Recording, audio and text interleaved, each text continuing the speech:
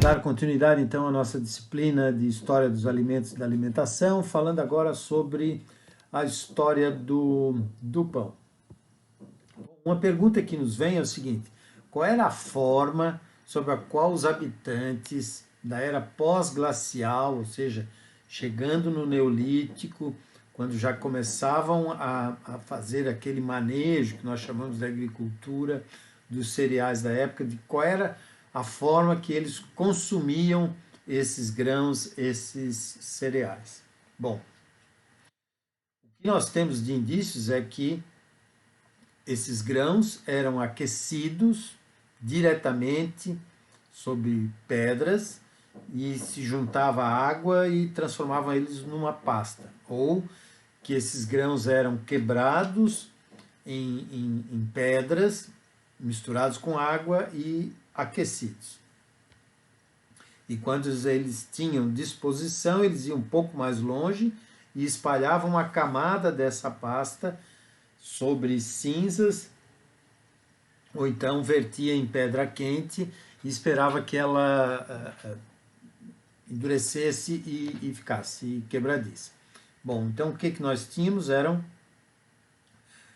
vamos chamar assim, de pães não levedados, na forma de um pão chato, de uma espécie de parecido com biscoito, né? E naturalmente não levedados, né? Então, não era só esse homem pré-histórico ou neolítico, né?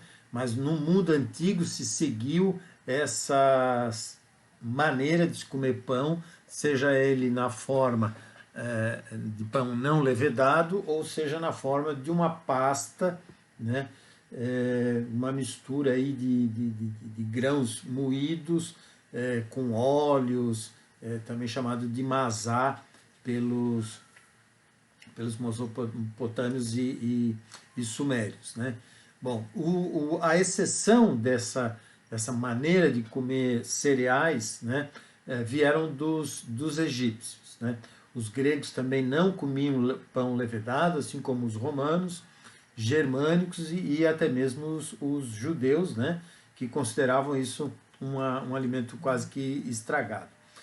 Somente a química moderna é que pode determinar o que é exatamente o processo de fermentação. E nós já vimos alguma coisa na história da cerveja. Mas foi Leeuwenhoek, né, lá no século XVII, então 1600 e alguma coisa, que inventou o microscópio e pôde ver as primeiras células de leveduras. Obviamente não é assim, isso aqui é uma microscopia eletrônica, né? Mas os egípcios que produziam pães fermentados, o que os egípcios observavam era justamente o efeito ou os efeitos da levedura sobre essa massa sobre o pão. A diferença, por exemplo, da fermentação alcoólica que ocorre na produção de cerveja, ou essa mesma fermentação que ocorre no pão, a gente chama disso que é uma fermentação anaeróbica, né? Na produção de bebida, o álcool é o produto desejável e o CO2 produzido na quebra de açúcares para energia, para que a levedura se multiplique, né? E ela se multiplica aqui por bipartição, ficando depois uma espécie de cicatriz na levedura, né? À medida que ela projeta uma nova célula. Então, na fermentação, que é dita alcoólica, o álcool é o produto desejável e o CO2 é o produto secundário.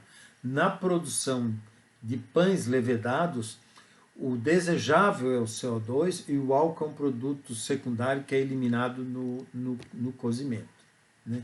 Mas vejam que no ano 4400, esse é um trabalho publicado em 2018, foram encontrados origens de um protopão,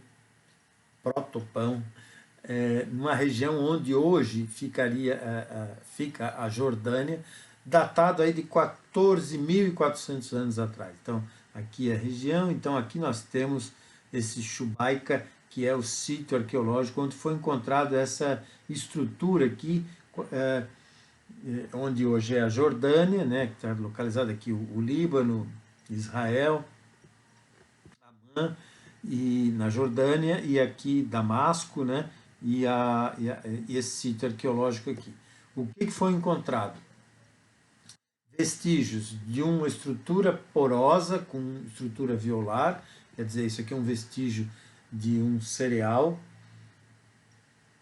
que talvez tenha crescido, ou seja, por fermentação, ou sabe-se lá como. Camada de aleurona, ó, que é uma estrutura celular encontrada em vários cereais, e também vasos de xilema, ó, provavelmente aí de madeira utilizada na produção do fogo, né?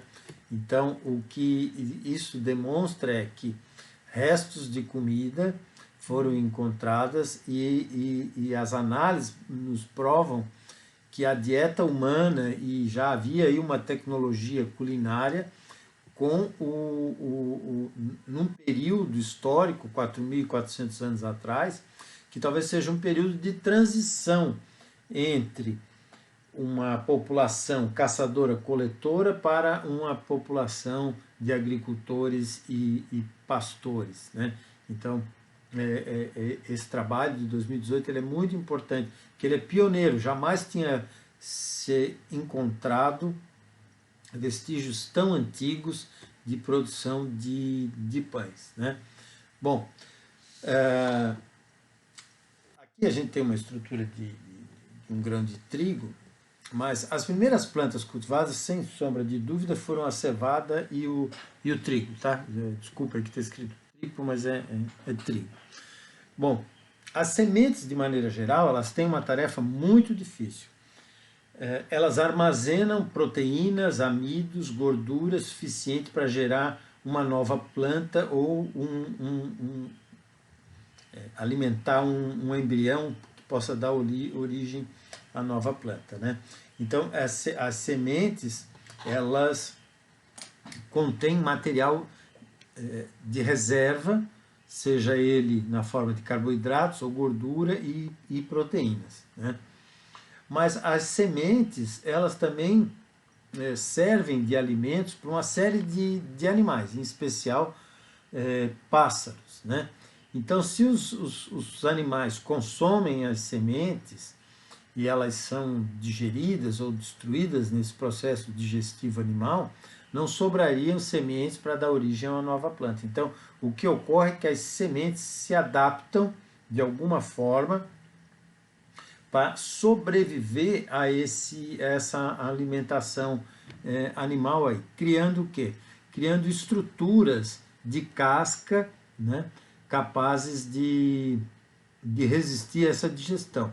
Mas os animais podem ser aliados nesse processo de dar origem a uma nova planta, porque as plantas são imóveis, mas um pássaro, por exemplo, ou um símio, um macaco, ou qualquer um outro, um roedor, ele pode comer essa semente, e a semente pode, vamos dizer assim, resistir ao processo digestivo desse animal, e esse animal, então, fazer o seu vetor de transporte dessa semente para um local mais distante e essa semente, então, é expelida e algumas sementes até só são ativas depois de passarem por um processo digestivo animal, né? Outras, por exemplo, como os próprios cereais, elas têm uma espécie de esporão aqui, ó, que serve para grudar em penas de pássaros, para depois serem, digamos, dispersas em outras regiões. E além disso, os primatas, e nós, né, como humanos, nós somos primatas, nós não somos comedores de grãos, porque nós não temos algumas adaptações, nós não temos dentição suficiente para romper essa casca aqui, até porque essas sementes de cereais são relativamente pequenas, né? Então, se nós não tivéssemos descoberto uma maneira de fazer essas sementes virarem alimentos, né, provavelmente nós não teríamos estar hoje consumindo pães. Mas o que aconteceu é que o ser humano, o sapiens, ele inventou maneiras e processos para transformar esses grãos numa mistura capaz de lhe servir como alimento, ao ponto de o trigo se tornar um dos alimentos, digamos assim, base, fundamentais do ser humano. Tá? Bom, o que nós temos como estrutura do grão de trigo é 3 partes: o farelo ou a casca, o endosperma, que é a parte branca da semente, onde se encontram os carboidratos e as proteínas, né, cerca de 80% em peso do grão está no endosperma, e o germe ou embrião aqui, que é a parte que vai dar origem à nova planta, né, e que vai consumir, então, quando da germinação, todo esse material de reserva da parte branca aqui. E a casca está aqui justamente para proteger isso até um determinado momento. Bom, como a gente já viu antes, foi o egípcio é que deu a origem ao pão levedado, né? E aí vem, de novo, algo muito semelhante aí ao que nós vimos a cerveja, né? O que nós temos aqui é um desenho, né, uma inscrição egípcia na tumba do faraó Ramsés II, em que mostra, que é conhecido como a padaria de Ramsés, né? Então aqui se vê todo o processo de produção de farinha, de produção de massa e o cozimento do pão. Tá? Então o Nilo, se o Nilo era o doador da vida, o egípcio considerava o pão sendo a vida, né? E foi o Egito, sim, que produziu o primeiro pão fermentado. Bom, tem algumas teorias aí, né? Uma teoria que o fermento pousou em alguma massa deixada. Outra teoria é que a cerveja foi usada como no lugar da água na produção da massa, e isso foi deixado e essa massa cresceu, né? E os egípcios assaram essa massa, né? Outra é que um pedaço de massa sobrou de um dia para o outro e foi juntada a uma nova massa e aí deu origem, né? Então é muito incerto se saber de que maneira isso aconteceu, mas o que se sabe é que, por exemplo, tanto na Gália, já mais para frente no mundo antigo, né, quanto na Espanha, já se usava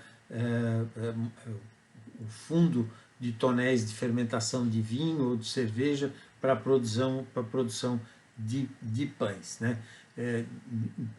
Seja qual for a maneira, né, o trigo funcionou para dar origem a esse pão.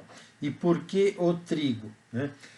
Bom, o trigo ele reúne as condições, vamos dizer assim, bioquímicas, ele possui as proteínas que ele possui, a gliadina e a glutenina, né, são proteínas que vão formar o glúten, essa massa viscoelástica que será capaz de aprisionar os CO2 produzidos, as moléculas de CO2 produzidas pelo processo fermentativo.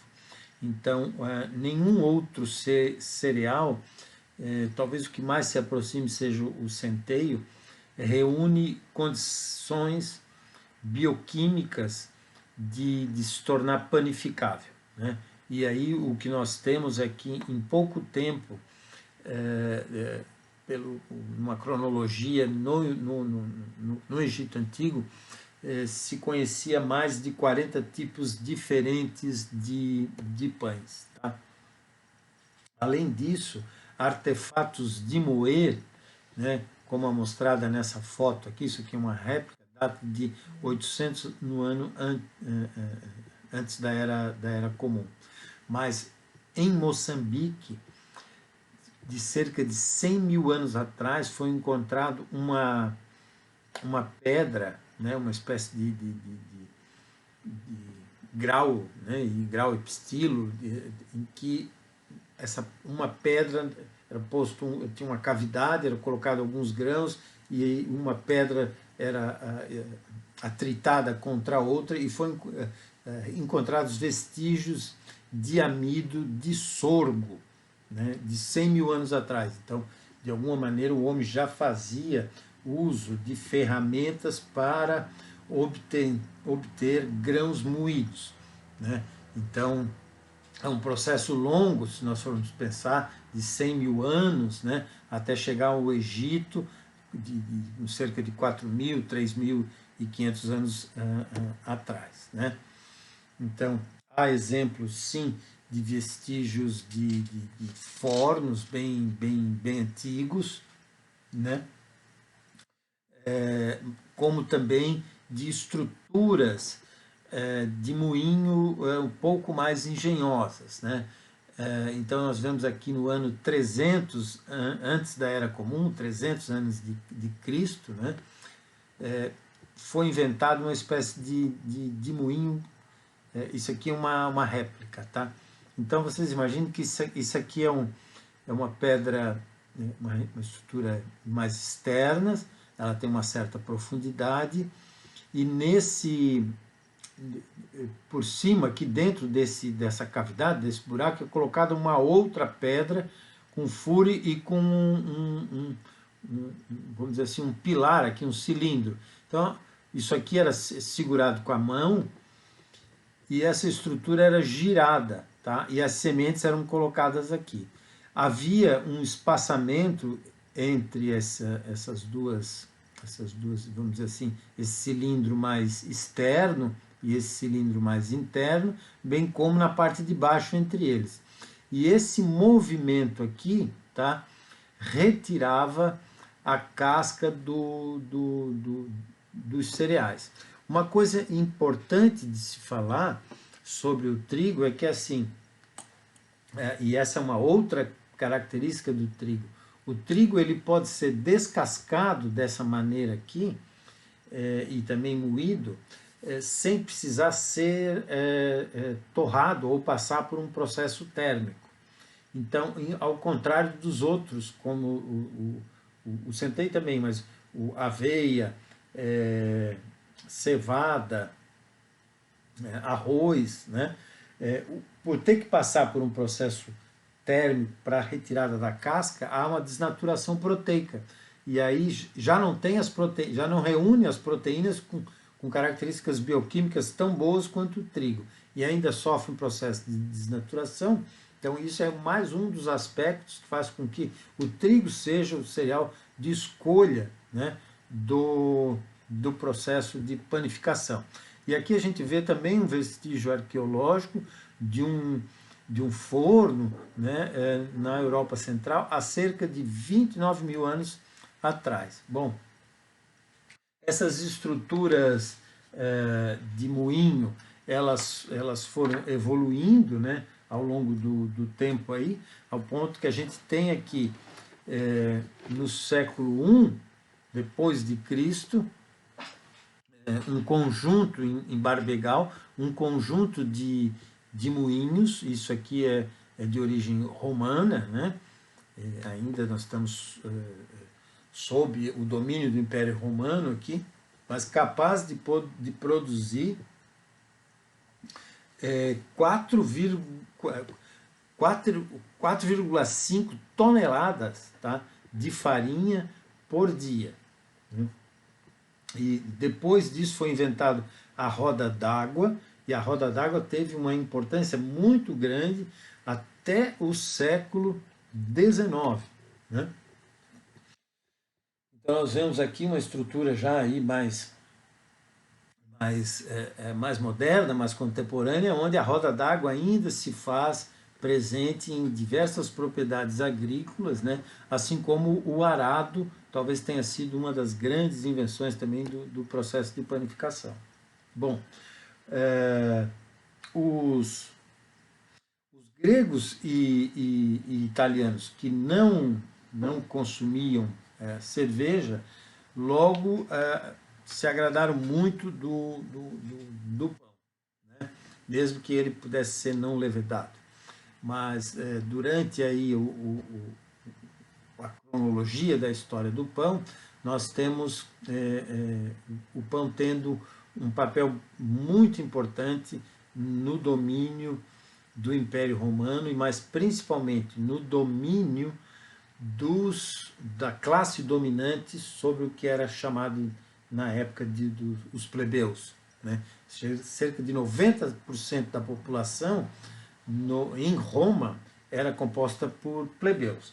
Mas como é que o Estado romano, como que o Império Romano mantinha esse domínio sobre 90% da população, né? Seria muito fácil haver uma revolução, uma revirada, já que 90% da população era pobre e passava fome, né? Então, na Roma antiga, a Roma usava três maneiras para controlar essa classe de plebeus. Uma, ele dava aos pobres pão de graça, um processo chamado de anona, né? Então, mantinha os plebeus sob domínio porque controlava a fome deles, né? Então, esse era um domínio exercido. Uma segunda maneira era fornecer ingresso gratuito aos circos, né? Aqui nós vemos o Circus Máximo, que era corridas de bigas e jogos, lutas, né? E o Coliseu Romano. Quem já teve a oportunidade de ir a Roma, eles ficam muito próximos um ao outro, quase poucos metros, né? Não dá nem 1 quilômetro um do outro, e com isso a política do pão e circo, né? Dava pão e dava circo. Mas o circo também era uma demonstração de poder do Estado, ao ponto que o Estado dizia, olha, cuidado, né? Você pode acabar aí dentro dessa arena aqui, e todo mundo sabe como é que eram esses jogos romanos aí. Então, a política de controle do pão na Roma antiga era utilizado como uma maneira de dominar o povo, né? Bom, ao longo da história aí houve sempre uma linha divisória que separava duas maneiras também de assar o pão. Uma era o forno horizontal, um forno de chão, e o outro envolvia assar o pão em paredes ou superfícies, né? Então, o forno horizontal prestava-se muito para pães levedados, mas essas grelhas aqui, muito usadas para assar pães chatos, vamos dizer assim, e aí nós temos vários exemplos de pães chatos, o pita, o pão sírio, o naan indiano, pães no Peru, a própria pizza, a própria focaccia, são exemplos de pães chatos, com duas tecnologias. Então a gente vê aqui um forno de grelha, o cozimento na parede, aqui a gente vê, esse é um forno indiano para produção de pães chamados de naan, né? Então aqui o braseiro e os pães colados na parede, né, interna abobadada, né? Então, durante a Idade Média, os padeiros eram especialistas, né? Nós já havíamos visto aí uma divisão de tarefas, né? Onde havia os produtores de grãos e, principalmente durante a Idade Média, o dono do forno, ele assava esses pães que eram amassados, né, sovados no castelo ou nas residências e eram levados até os padeiros. E aí surgem também as guildas, né? As guildas eram associações, como se fossem hoje essas associações comerciais. Então a guilda dos padeiros, dos forneiros, né? Então ainda se vê até hoje em países como do norte da África, principalmente Marrocos e Egito, ainda em pequenos povoados, um único forno na cidade, um único moinho, né? Então o agricultor leva o seu grão, deixa uma parte em pagamento ao quem vai moer, né? E aí aquela farinha ele leva, faz sova o pão e leva até o estabelecimento que vai assar.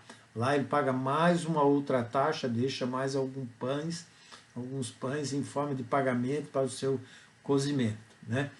Então é extremamente interessante isso, porque num determinado momento os fornos passam a se tornar perigosos nesses aglomerados urbanos, principalmente da Idade Média. Então esse tipo de profissional ele passa a ser colocado pelo lado de fora da cidade ou pelo lado de fora do castelo medieval, né? E aí é interessante porque ele fica sendo o primeiro, digamos assim, a primeira frente quando de uma invasão inimiga, né? Então acabava sofrendo, né? E esses padeiros e donos de moinhos sempre foram muito vistos com certo reserva por parte da população, porque acreditavam que quem moía podia, vamos dizer assim, efetuar uma espécie de fraude, né, moer com outros grãos da farinha e ficar com uma parte. Então é interessante porque sempre houve uma relação meio de amor e ódio da população com esses profissionais do pão, sejam eles os padeiros ou os donos dos fornos, né? Uma questão pitoresca que surge aqui, né? Durante a Idade Média, a população passava por muitos períodos cíclicos de fome. A expansão demográfica, a exploração, o tipo de estrutura social vinculadas assim, não haviam estados, eram pequenos aglomerados, provavelmente pequenos castelos onde o dono das terras ali vivia e toda a riqueza produzida ao redor era por ele confiscada para alimentar a sua guarda, porque ele precisava se defender digamos assim, do castelo vizinho, né? Então a Europa viveu um período aí de 10 séculos muito difícil do ponto de vista da sobrevivência do ser humano. Passava por fomes cíclicas. E uma delas, anualmente, praticamente dois ciclos de fome eram inevitáveis, né?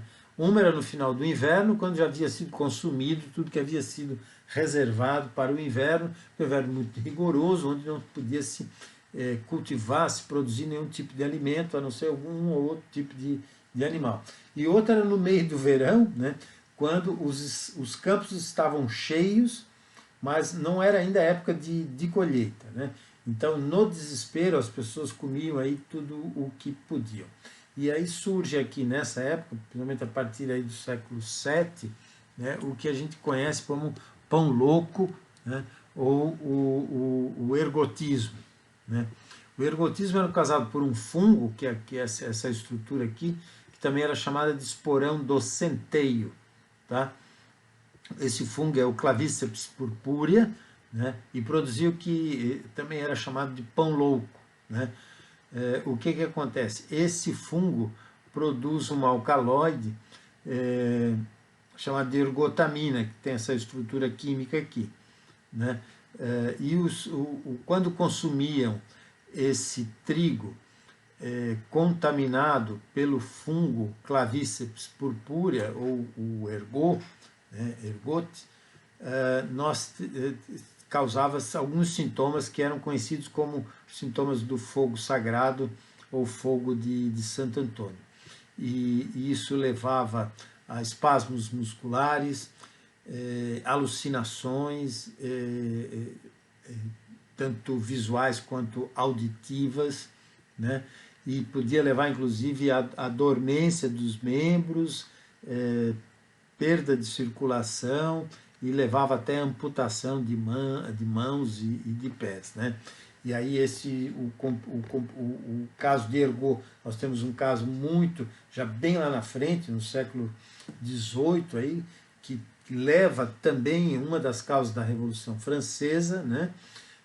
E muitas dessas alucinações provocadas pelo consumo de pães produzidos com esse centeio contaminado, pelo Clavíceps purpúrea, e casos relacionados aí à feitiçaria, entre eles um que já está meio que comprovado, é o que acontece na cidade de Salem, nos Estados Unidos, no estado de Massachusetts, que alguns de vocês devem ter ouvido falar em livros e alguns filmes, etc., das bruxas de Salem, que foi uma espécie de histeria coletiva, de alucinação coletiva, muito provavelmente causada pelo consumo de pães contaminados com o fungo Clavíceps purpúrea e pelo consumo da ergotamina aí, né? Temos aqui também 3 aspectos históricos do pão relacionado com Maria Antonieta, com Napoleão e com a Guerra da Secessão Americana, né? O que nós vamos falar é que assim, é atribuído a Maria Antonieta que ela, ao ser informada que havia uma carência, uma falta de pães no mercado, né, e os poucos pães que tinham estavam causando, eram pães loucos, né, contaminados pelo ergot, se atribui a Maria Antonieta a frase que, bom, se não há pães, deixe-os comer brioches ou bolos, né? E isso teria acontecido por volta de meados de 1789, que é o ano da Revolução Francesa, né? A queda da Bastilha, no dia 14 de julho, que é a data em que se, digamos, inicia a Revolução Francesa. Ela não acaba aí, obviamente, né? A frase sugere uma insensibilidade aí com os pobres, né? Numa simplificação, né? Mas de fato hoje sabe-se que era praticamente impossível que isso tenha sido dito por Maria Antonieta, né? Primeiro que o filósofo francês Jean-Jacques Rousseau, num livro de 1767, ele atribui essa frase a uma grande princesa, né? Maria Antonieta era uma princesa. Aliás, Maria Antonieta, que casou com Luís XVI, ela era austríaca, da família Habsburgo, e veio para a França jovem para se casar com Luís XVI. Mas em 1767, que foi o ano que Rousseau publica de que uma princesa teria dito essa frase, primeiro, ela é anterior à Revolução Francesa, e segundo, que Maria Antonieta, nessa época, era uma criança de 4, 5 anos, né? Um outro biógrafo de Maria Antonieta publicou em 2001 de que essa frase, na verdade, teria sido dita pela esposa de Luís XIV, a rainha Maria Teresa, um século antes, né? E esse biógrafo de Maria Antonieta, o Antônio Fraser, aliás, relata que Maria Antonieta era uma mulher muito sensível, e de fato o era, né? E filantropa. Então, a Revolução Francesa foi deflagrada, sim, por várias razões, né? Entre elas o fato da corte ser meio que insensível ao que a população vinha passando, né? Pela escassez de alimentação, pela pobreza e também pelos casos de ergotismo aí, né? Bom, vamos continuar na França e falar sobre Napoleão. Napoleão assume, estamos falando aqui de 1789, Napoleão assume ali por volta da virada para o século XIX, 1800. Então, e Napoleão era um militar que assume o poder e tem aí vamos dizer assim, um espírito expansionista, e a França e o seu exército, comandados por Napoleão, começam a invadir diversos países vizinhos, e a França então conquista a Itália, conquista a Alemanha, chega até a França, inclusive invade Portugal, ameaça invadir Portugal, e aí estamos falando disso por volta de 1808, que é e força o rei de Portugal a fugir. E quem era o rei de Portugal? Dom João VI, que vem para o Brasil, e aí nós temos uma série de benefícios com a vinda da corte portuguesa para o Brasil, né, provocados por Napoleão.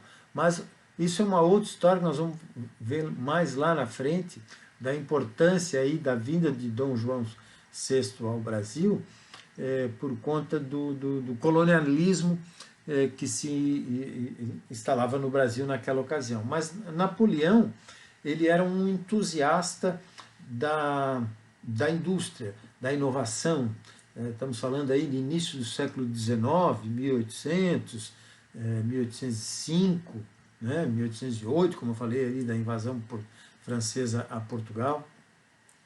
E Napoleão, então, com esse ímpeto industrialista, de incentivo à industrialização, vamos dizer assim, negligencia um pouco a agricultura. E a França, então, deixa de ser autossuficiente, principalmente em trigo e uma série de outros alimentos. Mas, enquanto se dava esse período expansionista, quando faltava alimento na França, Napoleão invadia os vizinhos, confiscava a produção agrícola, a produção animal, e a França ia bem. E principalmente também nos bons relacionamentos que Napoleão tinha com a Rússia, e a Rússia fornecia então trigo. Acontece que num determinado momento a Europa se volta contra esse espírito de Napoleão, porque os povos começam a ficar cansados digamos, desse autoritarismo napoleônico. E a Rússia, então, se nega a fornecer trigo a Napoleão, né? Napoleão, então, faz uma marcha em direção à Rússia, né, para dominá-la e principalmente em busca do trigo, né? O exército de Napoleão era algo extremamente gigantesco, né? Há livros que relatam que no amanhecer o céu chegava a clarear, porque os fornos produzindo pães para alimentar o exército napoleônico chegavam digamos, a mudar a coloração da noite, principalmente no amanhecer, quando esses fornos entravam em ação, né? Mas o que é interessante é que Napoleão, então, quando chega até Moscou, ele chega às portas de Moscou, incendeia Moscou, mas o exército russo passa a persegui-lo, né? E Napoleão então bate em retirada, mas na retirada ele não encontra trigo para alimentar o seu exército. Então, quando se diz que Napoleão foi derrotado pelo frio russo, na verdade, isso às vezes são fatos que a história não glorifica, né? Porque ficaria meio, né? Napoleão, na realidade, foi derrotado pela falta de pão, né?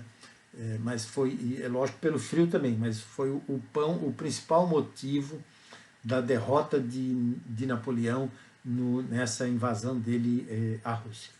Bom, e uma outra questão aqui envolvendo o pão é a Guerra de Secessão Americana, onde os estados do norte, que são os estados aqui mais em amarelo, né, são estados produtores de trigo, de alimentos, né? O Kansas, o Missouri, Illinois, Iowa, até hoje são aí cinturões de cereais, produtores de milho, de trigo, etc.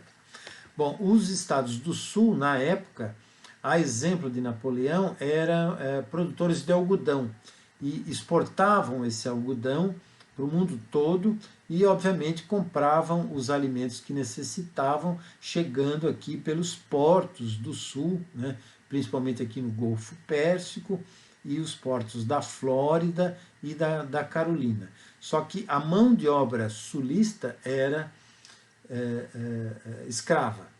E o norte ele era contrário à escravidão. Então os estados do sul acham por bem se separar, né? E o norte, então, quer manter a unidade americana e começa a Guerra Civil Americana.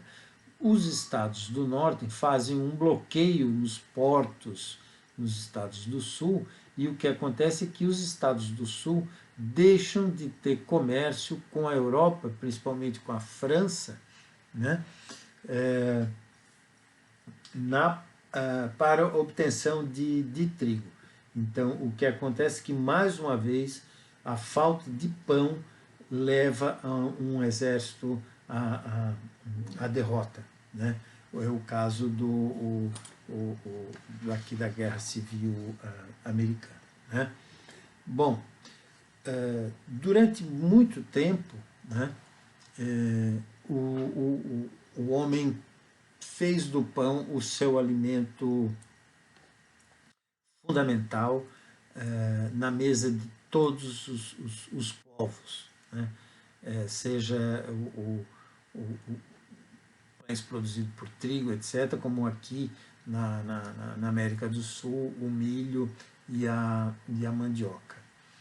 Bom, o que se vê é que é irônico hoje, né, de que o que já foi um alimento básico, indispensável à civilização ocidental, sofra agora,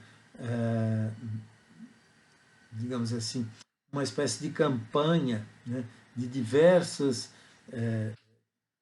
situações, como uma dieta hoje tem que ser uma dieta isenta de glúten, né? Obviamente há intolerância ao glúten, há doença celíaca, mas o porquê dessa desconfiança, né, com o glúten e com o trigo? Né? No meu entendimento, essa desconfiança ela é exagerada, né? E não faz jus, né, ao papel histórico que o trigo teve na alimentação humana e também ao papel histórico que o pão teve no desenvolvimento da civilização humana em relação à produção de comércio e formação de civilizações, né, em que o pão foi a base disso, né? Então, nós ficamos por aqui. Em brevidade é isso sobre a história do pão. No nosso próximo módulo falaremos sobre a domesticação dos animais e a história da carne, tá bom? Fiquem bem!